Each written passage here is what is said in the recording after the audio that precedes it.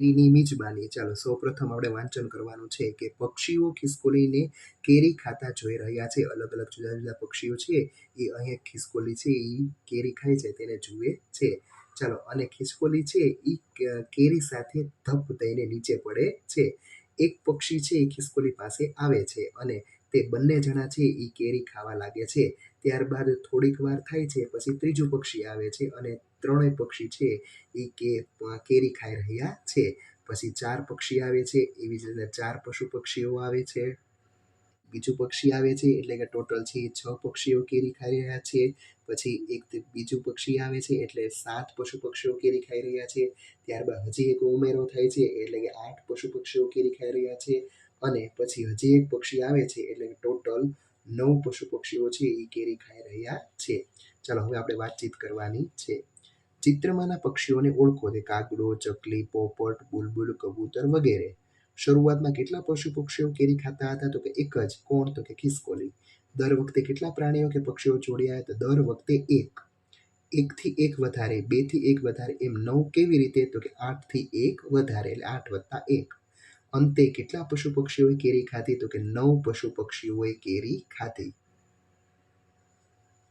ચલો એના પછી પક્ષીઓની સંખ્યાને આંગળી સાથે જોડો. અહીં 4 પક્ષી છે તો 4 આંગળી સાથે જોડવાના.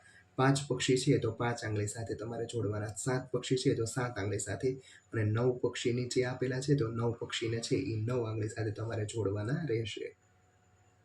આંગળીઓની સંખ્યા છે એને તમારે ટપકા સાથે જોડવાના. એ 5 છે તો 5 ટપકા સાથે જોડીશું. 3 છે તો 3 ટપકા સાથે, 4 છે તો 4 ટપકા સાથે અને 6 છે તો એને આપણે 6 ટપકા સાથે જોડીશું. ચાલો એના પછી છે એ તમારે રમત છે એ તમારા શિક્ષકની મદદથી રમવાની રહેશે. મારો ચિત્રકળા દિવસ. બાળકો 31મી ઓક્ટોબરના દિવસે એકતા દિવસ પર ચિત્ર સ્પર્ધા યોજાય.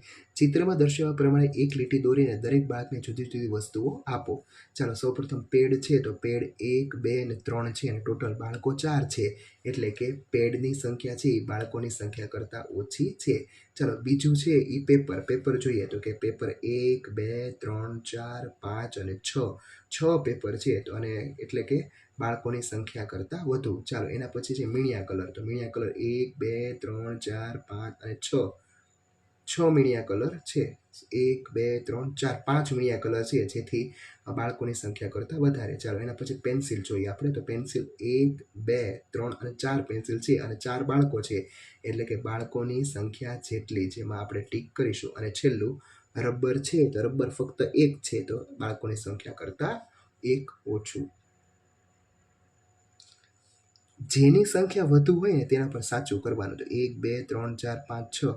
1, 2, 3, 4, 5, 6, 7 અને 8 એટલે વધુ સામે આપણે સાચાની નિશાની કરશું. રોટલી અને ઇડલીમાં 1, 2, 3, 4, 5, 6, 7, 8, 9. 9 રોટલી છે.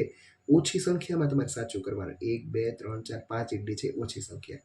જેની સંખ્યા ઓછી હોય તેના પર સાચું. તો ગોળમાં આપણે સાચું 1, 2, 3, 4. 1, 2, 3, 4, 5 અને 6 માટે આમાં આપણે સાચું કરીશું. ચાલો પછી આગળની રમત છે એ તમારા મિત્ર સાથે રમવાની રહેશે. ચાલો હવે લેખન કરવાનું છે 1, 2 અને 3નું. તો તમારે છે એ 1, 2 અને 3નું લેખન કરવાનું છે.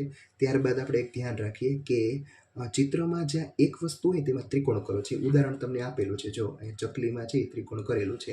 હવે 2 હોય એમાં તમારે ગોળ કરવાનું છે.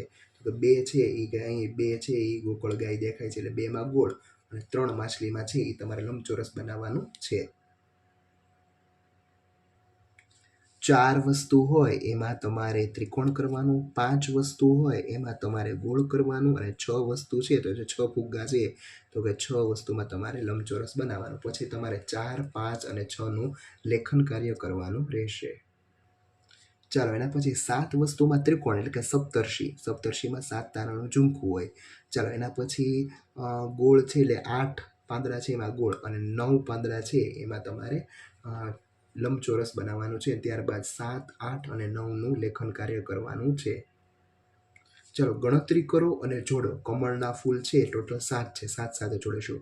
પછી હાથીનું રમકડું છે એ 5 છે, 5 સાથે જોડીશું અને ઘર છે ટોટલ 3 છે, 3 સાથે જોડીશું. ચાલો એના પછી તમારે રંગ પૂરવાના છે. 8 તારામાં રંગ પૂરવાના, 5 ફૂલોમાં રંગ પૂરવાના અને 6 દડામાં રંગ પૂરવાના રહેશે. સંખ્યાને ક્રમમાં જોડો, એકબીજાને લીટીઓ અડે નહીં તે રીતે તમારે જોડવાનું છે. 1 2 3 4 5 6 7 પછી 8 9 અને પછી અહીંયા આપણે બગલા પાસે વયા જશું. હવે તમે 6 થી 7 છે એ આ બાજુ કરો તો પણ ચાલે. ચાલો એના પછી તમારે છે એ બીજી જે છે એમાં તમારે 1 2 3 4 5 6 7 8 અને 9 તીર વડે કરવાનું છે. તીર છે એકબીજામાંથી પસાર થવું જોઈએ નહીં. ચાલો અહીંયાથી આપણે શરૂઆત કરીશું. 1 2 3 4 5 6 7 8 અને 9.